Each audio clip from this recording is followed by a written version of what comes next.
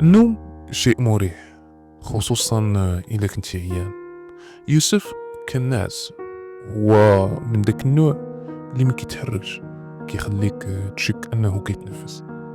فجأة بدا كيرتعش وعينيه كيتحركوا وكيتقلبوا بسرعة. هادشي دليل على انه كيحلم.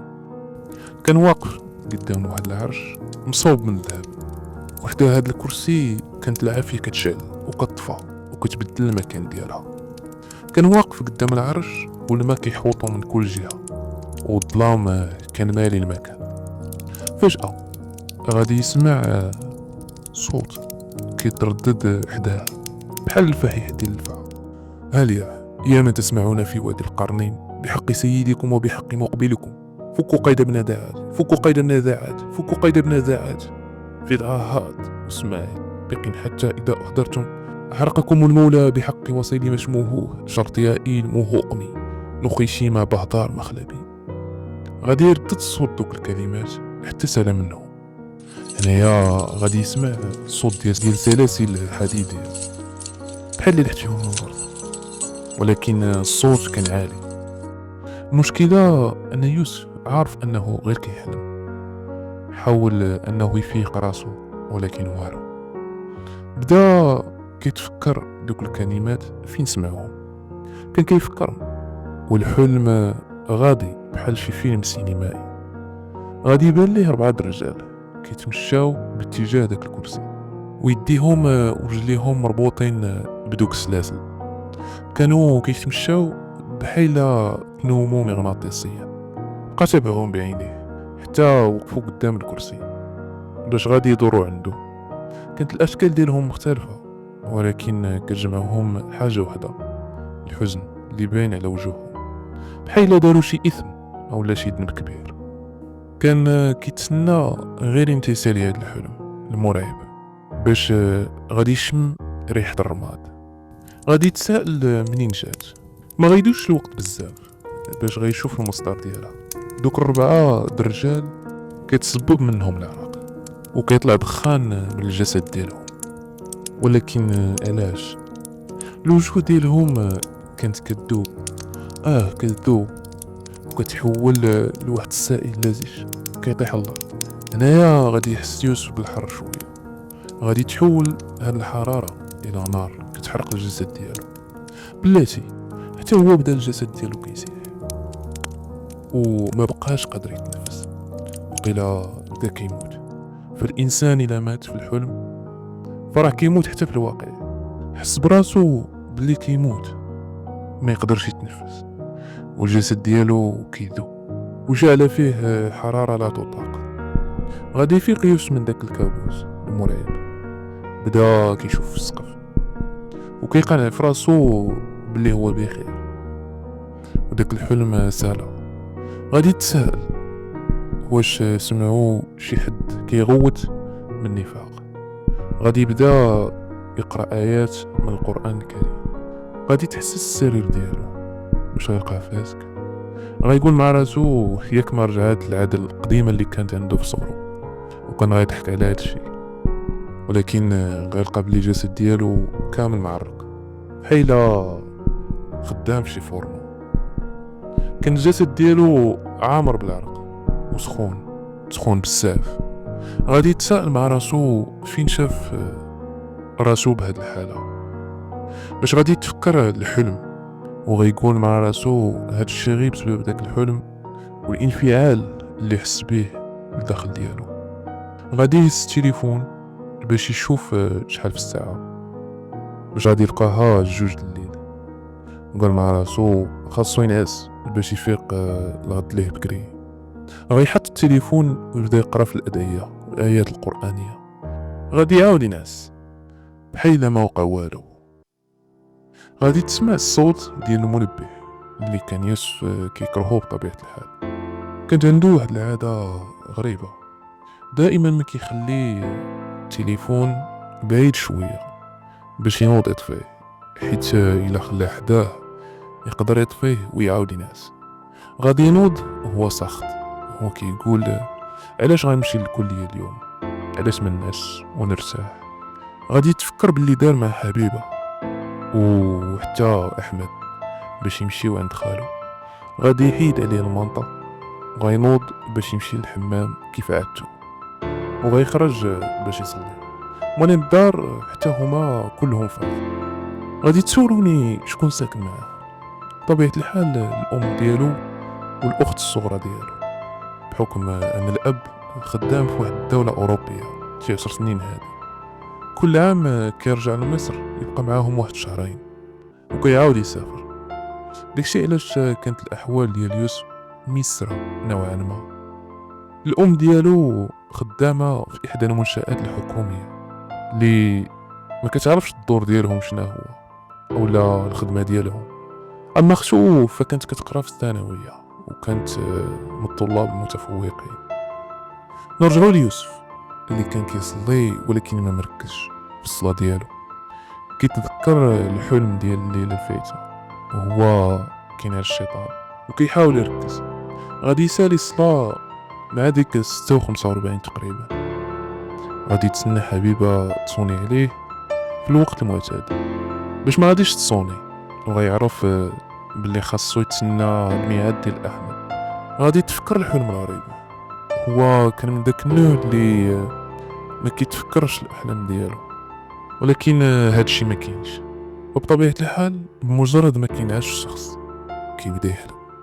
الفرق الوحيد هو ان بعض الاشخاص ما كيتذكروش باللي شافوا حلم وكيقولوا باللي ما كيحلموش.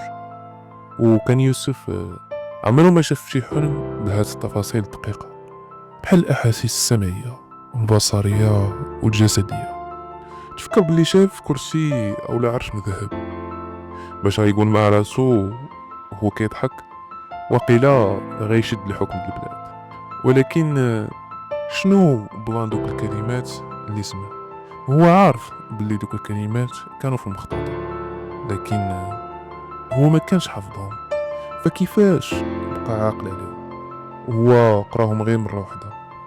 اما دوك 4 رجال فربما العقل ديالو ربطهم بالفقراء اللي في المخطوطة.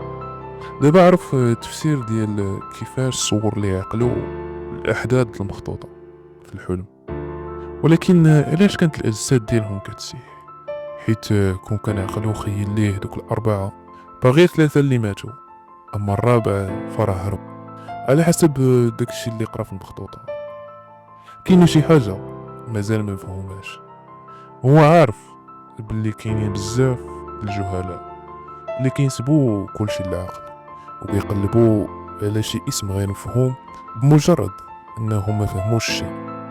وهادشي ماشي بسبب الجهل التعليمي، فبعض المرات كتلقى ناس على درجة عالية من الثقافة ومع ذلك مني كيتلقاو مع ظاهرة غريبة فإما كيسميوه شي اسم غابر باش ما يفهمهم حتى واحد، أو لا ببساطة كيطلقوا عليها خرافة. طبيعة الحال هذه الآراء ديال يوسف. نرجعو للقصة ديالنا. يوسف كان كيفكر كيفاش كان عرقان والإحساس ديال الحلم خرج للواقع. كاينه شي حلقة مفقودة وما قادرش يتوصل ليها. شوية غادي يسمع الرنة ديال التليفون اللي كان كيصوني. هذه كانت النغمة اللي داير الحبيبة، إذا غتجي الكلية. غادي ينوض بالزربة باش يلبس وكما العادة يشوف واش كاين شي حاجة في الثلاجة باش غتبان ليه واحد القطعة ديال الشوكولات ديال ختو. غيهزها ويديرها في فمو بينا غتنتحر إلا جات وما لقاتهاش في بلاصتها. غادي تنتقل بين الرواية الكلية الآداب من جديد. اللي ما عمرو دخل لكلية الآداب غيقول باللي هي محراب للعلم، غتلقى فيها ناس جادة وباغا تقرا، ولكن الحقيقة غتلقى شي حاجة أخرى.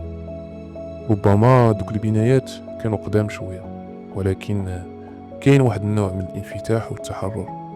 وغتلقى حتى بعض الطوائف ديال الشباب اللي كتجمعهم شي صفات مشتركة، كلها والدومين اللي شاد والتوجه والتفكير والثقافة الخاص به. في هاد الجماعات كتلقى أغلب هاد الصفات مشتركة بيناتهم إلا ما كانوش كلهم. المهم في كل بلاصة من الجامعة غتلقى هاد المجموعات مجمعين في مواضيعهم الخاصة. واش مازال عاقلين على مصطفى ومحمود الصحاب ديال يوسف اللي كيقراو في قسم التاريخ؟ هما دابا جالسين في واحد القاعة في مبنى الكلية، والدكتور كان كيشرح وكيلقي المحاضرة ديالو بطبيعة الحال. ما تحتاجوش نوصف لكم القسم كي كان، فانتوما عارفين الأقسام ديال الكلية كي كتكون كلها وشنو كيدير. وكاين اللي غير كيتسنى امتى تسالي المحاضرة، وكاين اللي ناس. ولكن محمود ومصطفى كيبان عليهم انهم متبعين مع الدكتور وكيكتبوا داكشي اللي كيقول. غادي تسالي المحاضرة، واش غادي يخرج الدكتور، غادي يتبعوا مصطفى ومحمود وهما كيتدافعوا مع الطلاب الاخرين حتى وصلوا ليه. دكتور يسري، دكتور يسري، اهلا، شنو بغيتو؟ الصراحه استاذ، عندنا شي اسئله بغيناك تجاوب عليهم الا كان ممكن. مرحبا. يلا هو بعدا نمشيو للمكتب ديالي قبل ما يرفسونا الطلاب الاخرين اللي غادي يخرجوا دابا. غادي يمشيو معاه حتى وصلوا للمكتب. غادي يبدا الدكتور يتكلم وقال لهم واش كاينه شي حاجه في المحاضره ما فهمتوهاش؟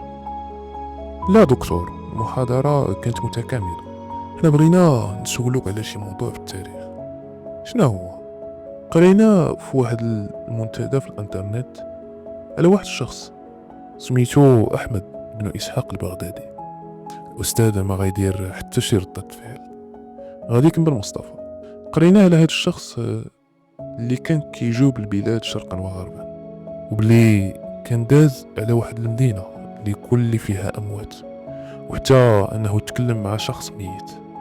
غادي تحرقوا الكتب ديالو، انا بقى من الكتاب ديالو كنز الرحلة سوا واحد المخطوطة اللي كتبها التلميذ ديالو واللي ضاعت وما معروفش فين وصلت. الحقيقة دكتور بغينا نعرفوا واش المخطوطة حقيقية او لا. غادي يجاوبهم الدكتور. صراحة هاد المعلومات جديدة عليا، ولكن جزء عندي غدا ان شاء الله باش نجاوبكم. شكرا بزاف يا دكتور. غادي يخرجوا من مكتب الدكتور باش غيقول محمود المصطفى علاش بالذات دكتور يسري. غادي يجاوبوا مصطفى.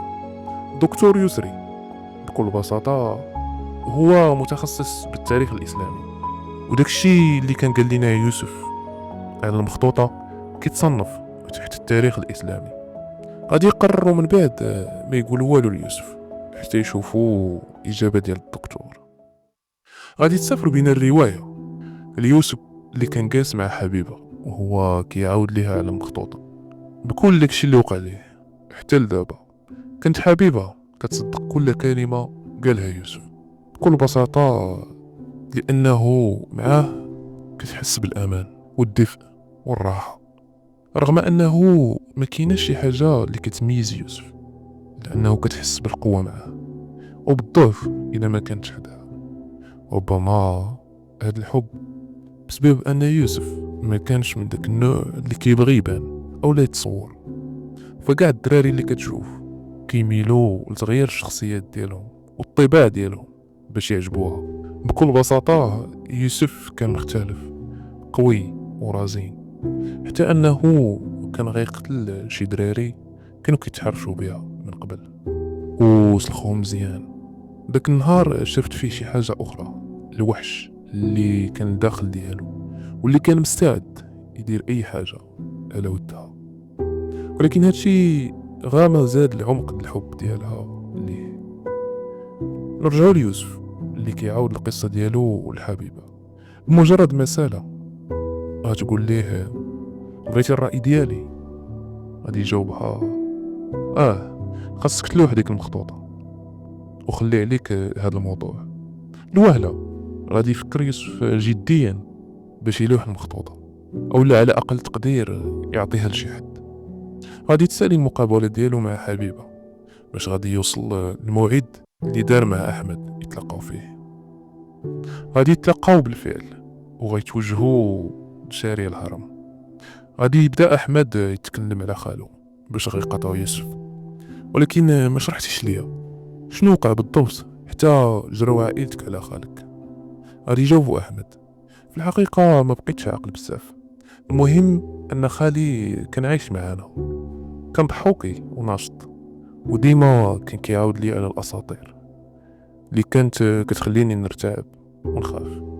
كانت عنده واحد المكتبة عامرة بالكتب من شتى المجالات. باقي عاقل الأب ديالي كيقول بلي خالي كان عبقري، هو اللي تعلم راسو ودرس بزاف ديال الكتب التاريخ والسحر. غادي يقاطعو يوسف، وقيلا داكشي علاش جراو عليه. الحقيقة كان كيدير شي تجارب في شكل.